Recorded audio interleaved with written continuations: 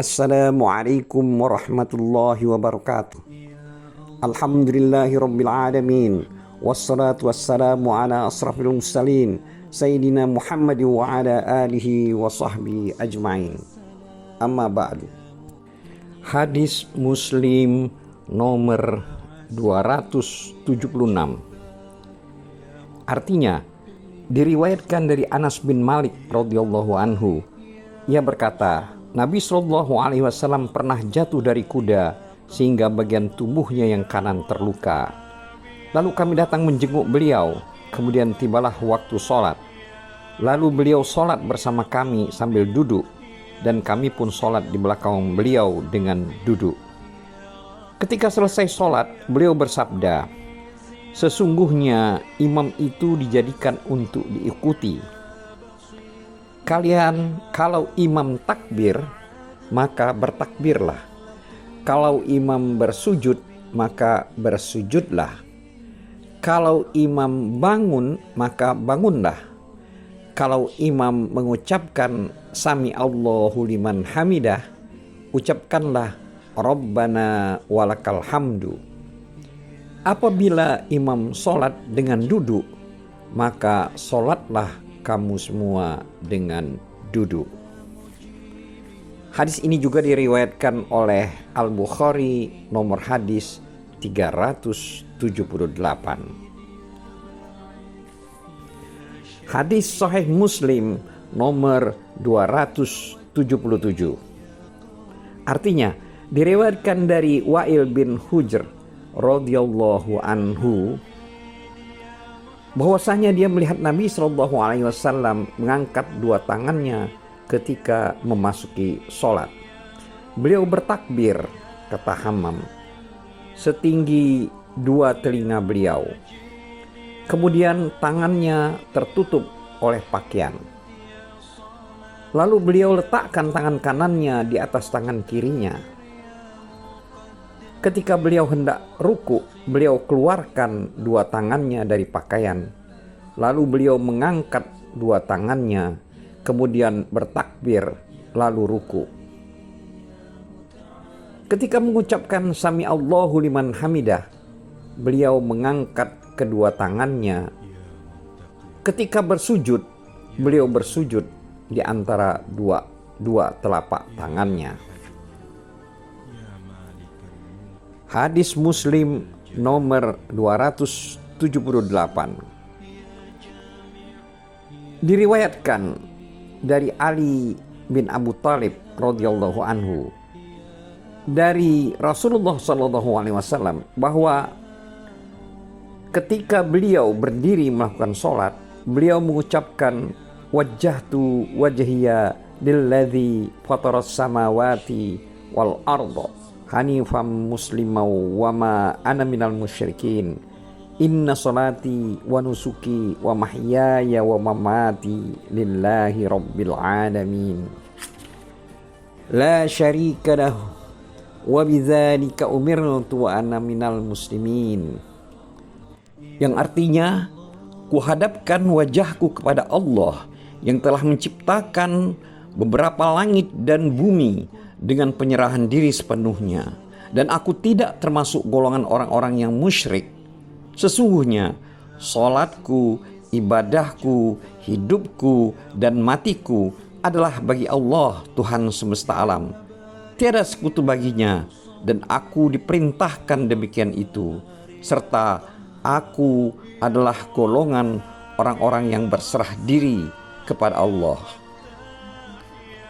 Selanjutnya Nabi SAW membaca yang artinya, ya Allah, engkaulah maha raja, tiada Tuhan selain engkau, engkaulah Tuhanku, aku adalah hambamu, aku telah berbuat zalim terhadap diriku, aku akui dosaku, maka ampunilah segala dosaku, karena tidak ada yang mengampuni dosa kecuali engkau.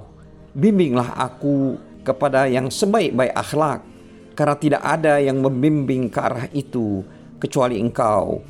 Hindarkanlah aku dari sejelek-jelek akhlak, karena hanya engkaulah yang menghindarkannya. aku datangi panggilanmu, sedangkan kejelekan tidaklah berasal darimu. Aku ada karenamu dan akan kembali kepadamu. Maha suci Engkau, aku memohon ampunan dan bertobat kepadamu. Selanjutnya, apabila Rasulullah SAW ruku, beliau mengucapkan yang artinya, ya Allah, aku ruku kepadamu dan aku beriman kepadamu, aku berserah diri kepadamu. Pendengaranku, penglihatanku, pikiranku, tulangku, dan semua anggota tubuhku merunduk kepadamu. Dan ketika bangun dari ruku, Rasulullah mengucapkan, ya Allah, Tuhan kami, bagimu segala puji sepenuh beberapa langit dan bumi, dan sepenuh ruang antar keduanya, dan sepenuh apa saja selain semua itu atas kehendak-Mu. Bila bersujud, Rasulullah SAW mengucapkan yang artinya, ya Allah, kepadamu aku bersujud, denganmu aku beriman, kepadamu aku berserah diri, wajahku bersujud kepada Tuhan yang telah menciptakan wajah itu, yang telah membuat pendengaran dan penglihatan di kepala. Maka Maha suci Allah, dialah yang sebaik-baiknya pencipta. Kemudian di antara akhir bacaan Rasulullah SAW antara at-tahiyat dan salam, beliau membaca yang artinya, ya Allah, ampunilah dosa yang telah belum aku perbuat, dosa yang samar, dosa yang jelas, dosa karena aku berbuat melebihi kewajaran, dan dosa yang Engkau lebih mengetahui daripada aku. Engkaulah yang mendahulukan dan Engkaulah yang mengakhirkan, tiada Tuhan selain Engkau. Menurut riwayat lain, Rasulullah SAW bila memulai salat, beliau bertakbir lalu membaca wajjahtu wajhiya dan seterusnya. Hadis Muslim nomor 279. Artinya, diriwayatkan dari Anas radhiyallahu anhu, ia berkata, saya pernah salat bersama Rasulullah sallallahu alaihi wasallam, Abu Bakar, Umar, dan Utsman radhiyallahu anhu. Saya tidak mendengar seorang pun dari mereka membaca Bismillahirrahmanirrahim. Hadis ini juga diriwayatkan oleh Al-Bukhari nomor hadis 743.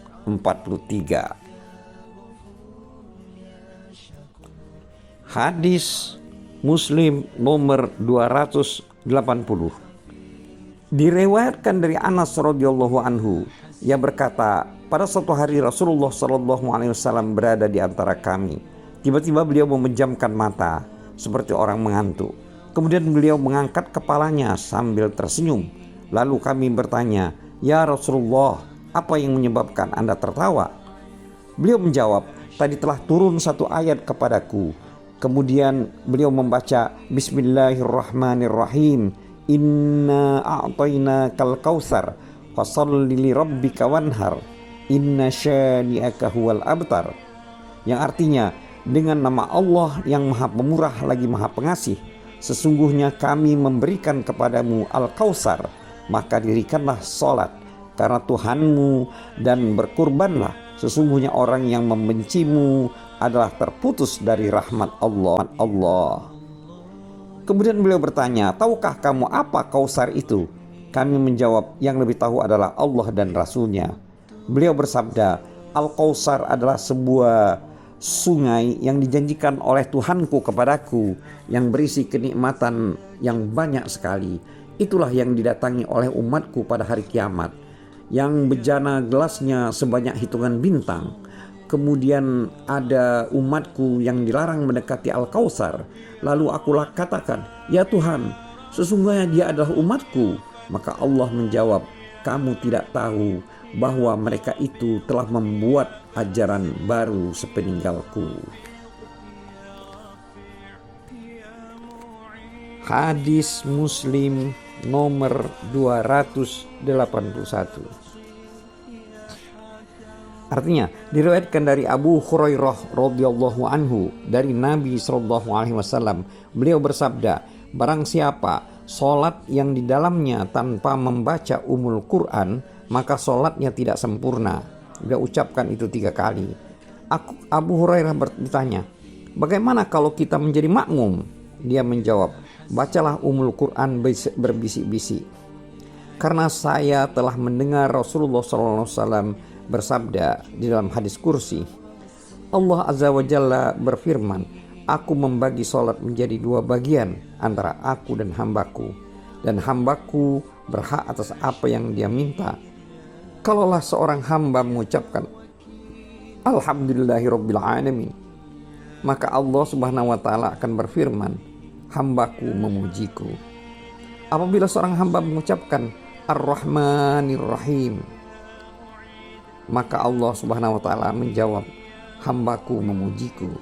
Ketika seorang hamba mengucapkan Maliki Yaumiddin, maka Allah Subhanahu wa taala menjawab, hambaku mengagungkanku. Allah juga menjawab, hambaku berserah diri kepadaku. Jika seorang hamba mengucapkan Iyyaka na'budu wa iyyaka nasta'in, maka Allah akan menjawab, inilah antara aku dan hambaku. Hambaku berhak atas apa yang dia minta. Bila seorang hamba mengucapkan ihdinas syiratal mustaqim, syiratal ladzina an'amta 'alaihim ghairil maghdubi 'alaihim waladdallin, maka Allah akan menjawab, inilah untuk hambaku dan hambaku berhak atas apa yang dia minta.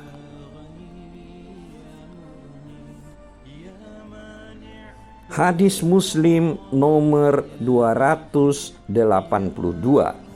Artinya diriwayatkan dari Abu Hurairah radhiyallahu anhu bahwasanya Rasulullah sallallahu alaihi wasallam masuk ke masjid, lalu ada seorang laki-laki masuk kemudian sholat.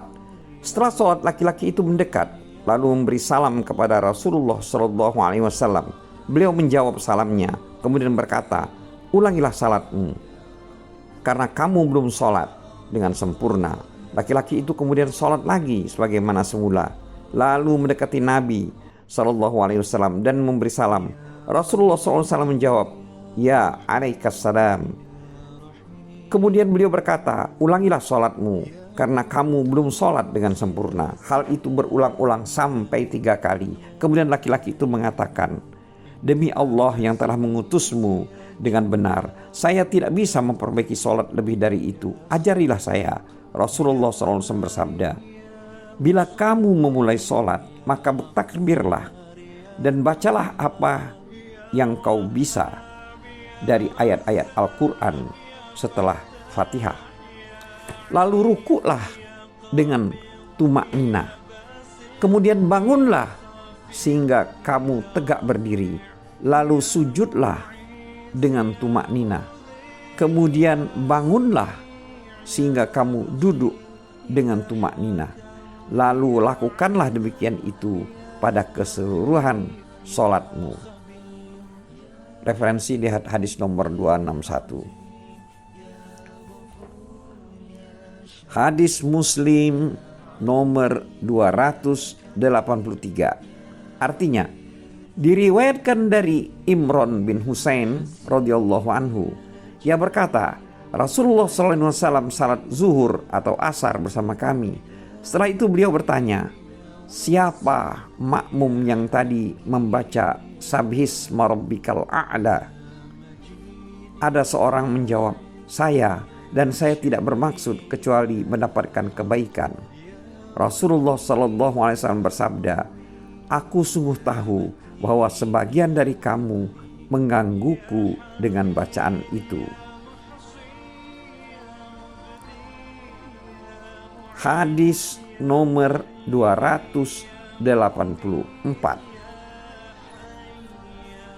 Artinya diriwayatkan dari Abu Hurairah radhiyallahu anhu bahwasanya Rasulullah SAW telah bersabda, bila imam membaca amin, maka bacalah amin. Karena barang siapa bersamaan dengan malaikat membaca amin, maka dosanya yang telah lewat diampuni. Kata Ibnu Syihab, Rasulullah SAW mengucapkan amin di dalam sholat.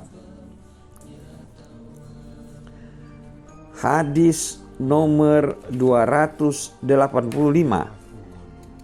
Artinya, diriwayatkan dari Simak bin Harb, ia berkata, saya pernah bertanya kepada Jabir bin Samurah radhiyallahu anhu tentang sholat Nabi SAW.